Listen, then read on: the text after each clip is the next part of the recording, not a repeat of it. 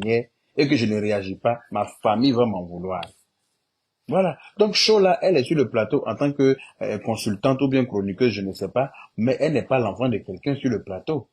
On est d'accord. Donc, il y a une certaine manière de parler à ses collègues. Il faut savoir s'exprimer avec ses collègues. Parce que c'est quand même, vous êtes entre collègues, il y a pas quelqu'un qui a son assiette de riche et l'autre.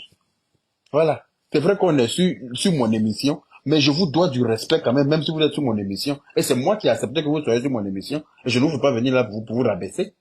Je ne fais pas venir les gens sur mon émission pour les descendre. Non. Si tu acceptes que les gens viennent à ton émission, c'est que c'est parce que tu peux pas faire une émission toi seul. Parce qu'il y a des plateaux où les animateurs sont seuls dessus. Hein. Voilà. Si tu veux pas voir quelqu'un d'intervenant, de consultant ou bien de chroniqueur, ben tu fais ton émission toi seul. Mais d'accepter que les gens viennent sur ton émission et puis les parler de manière rabaissante, moi, pour moi, ce n'est pas une bonne chose. Et puis quand tu te rends compte que tu as vexé quelqu'un par ta façon de parler sur ton plateau, mais rien de plus est venu pour présenter tes excuses à la personne, ça ne va rien t'enlever. Tu ne peux pas avoir raison dans tous les sens, ma chérie. Je suis désolé, Yvi. Fais-moi de te le dire. Parce que je n'ai pas voulu parler, parce que je me suis dit, bon, c'est une affaire qui allait être résolue entre vous. Mais comme c'est devenu dans l'affaire des directs, où toi tu sors, tu fais direct, elle aussi elle sort, elle fait direct, je me suis dit, mais je vais donner mon point de vue aussi en tant qu'influenceur, en tant que blogueur, je vais donner mon ressenti. Je ne voulais pas donner parce que je me suis dit, c'est un problème qui allait trouver une solution. Mais là où ça part, jusqu'à venir dire qu'elle a passé, elle a fait 1 an derrière toi à vouloir travailler sur ton plateau, c'est que c'est parce que c'est pas une prostituée. C'est que c'est parce que c'est pas une prostituée, parce qu'elle a tous les atouts pour bien se prostituer, hein. On est d'accord? Elle a tout ce qu'une belle femme doit avoir pour bien se prostituer. Puis elle va avoir client. Chose là, c'est pas le genre de femme que tu as présenté à un client puis il va dire non. Parce qu'elle est belle. C'est une jolie femme, elle a un beau postérieur, elle a tout ce qu'une femme doit avoir pour plaire à un homme. Donc si elle a fait 1 an derrière toi pour demander à travailler, c'est que c'est une bonne personne. C'est que c'est une femme qu'on doit honorer. C'est que c'est une femme indépendante. C'est que c'est une femme, c'est pas une femme qui a les jambes légères. Il faut le dire. Hein? Il faut pas rabaisser les gens à chaque fois. Et c'est pas la première personne qui parle de ton émission. Moi, je vais pas venir t'encourager dans ça, hein. Parce que si tu dis que tu as une émission, que nous, on paye Canal Horizon. Moi, j'ai pris la chaîne où il y a, comment on appelle ça, NCI dessus, là. Je paye par mois pour regarder ton émission. Je paye par mois parce que j'ai ma soeur qui a son émission. Il faut que je puisse regarder aussi. C'est pour ça que moi, j'ai pris pour payer. Mais c'est pas pour regarder ce genre de choses. Je vais pas venir t'encourager dans la bêtise. Non, je suis désolé, ma soeur. Tu as manqué de respect à toute la famille de Chola. Tu n'as même pas à Chola que tu as manqué de respect, tu as manqué de respect à sa famille. Voilà. Donc, logiquement, tu dois venir leur présenter tes excuses. Tu viens pas chercher à justifier quelque chose. Pourquoi? Qu'est-ce que tu veux venir justifier là? Qu'est-ce que toi, tu veux venir justifier ici? Tu n'as rien à justifier à part présenter tes excuses à quelqu'un. Inversons une seconde les rôles. Inversons les rôles. Que ce soit Chola qui t'avait parlé comme ça sur l'émission là. Est-ce qu'on allait s'en sortir? De toute façon que Chola allait te parler comme ça, puis on n'allait pas après, on allait venir lui dire son vrai nom. C'est comme ça, si toi tu lui parles comme ça, là, permets-nous de te dire que tu n'as pas raison.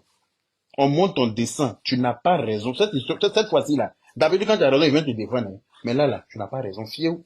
Et je ne peux pas te défendre. Moi, je n'accepte, moi-même personnellement, là, avant de mettre piment dans la plaie de quelqu'un, là, piment qu'on va mettre dans ma plaie que je ne vais pas accepter, là, je ne vais pas mettre ça dans la plaie de quelqu'un. Chola, c'est une dame, avant tout. Ce n'est pas un enfant.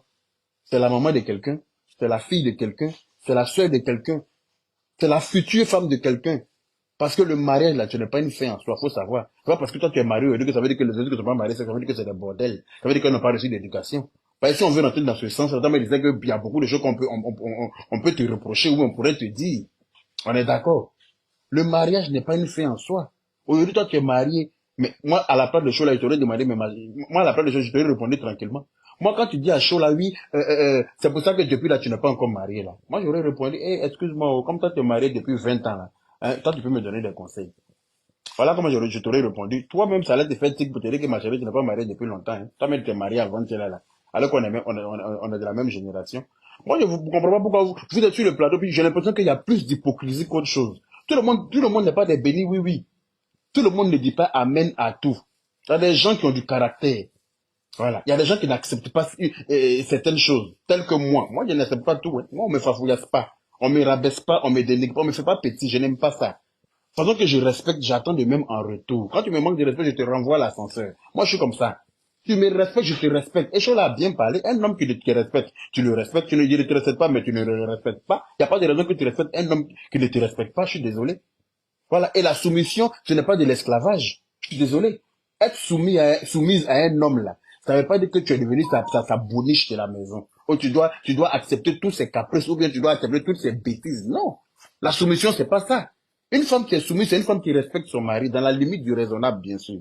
Oui, si celui-là la respecte en retour, si celui-là la valorise, si celui-là lui donne la place qu'elle mérite dans le foyer. Mais un homme qui te frappe, un homme qui te manque de respect, un homme qui cherche femme devant toi, un homme qui ne respecte pas tes parents, un homme, y a aucune raison que tu sois soumise à cet homme. Je suis désolé. Elle dit que c'est parce qu'elle n'est pas soumise, que c'est pour ça qu'elle n'est pas mariée encore, et qu'une femme qui n'est pas soumise, c'est une femme qui est vulgaire, c'est une femme qui manque d'éducation. Pour moi, c'était de trop. Parce que quand tu parles d'éducation, là, tu t'adresses directement à ses parents, parce qu'elle ne s'est pas éduquée elle-même.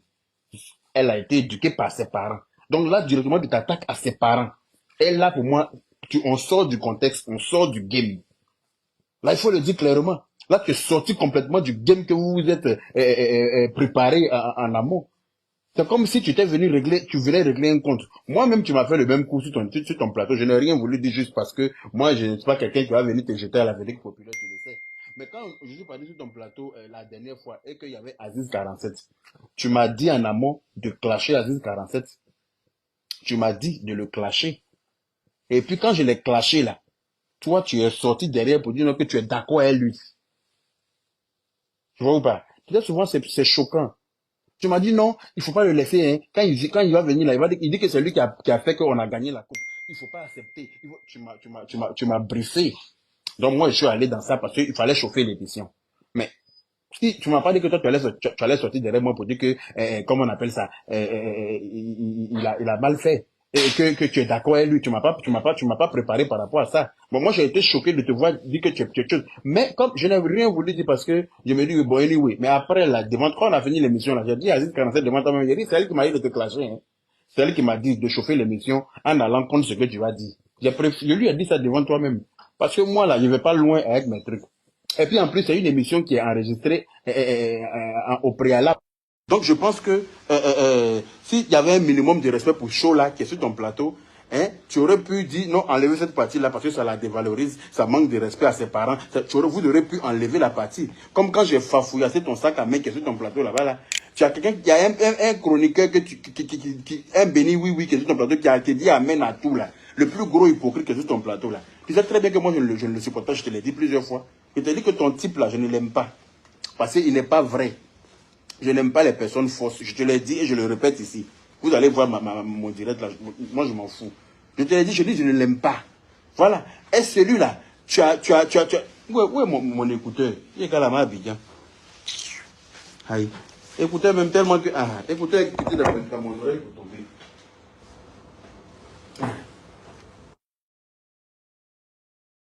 Je ne l'aime pas. Je l'ai fafouillassé dans une de tes émissions. Quand je suis passé là-bas, il y avait John Yalé. Il y avait John Yalé là. Je l'ai fafouillassé là-bas. Vous avez coupé la partie, ça ne vous arrangeait pas.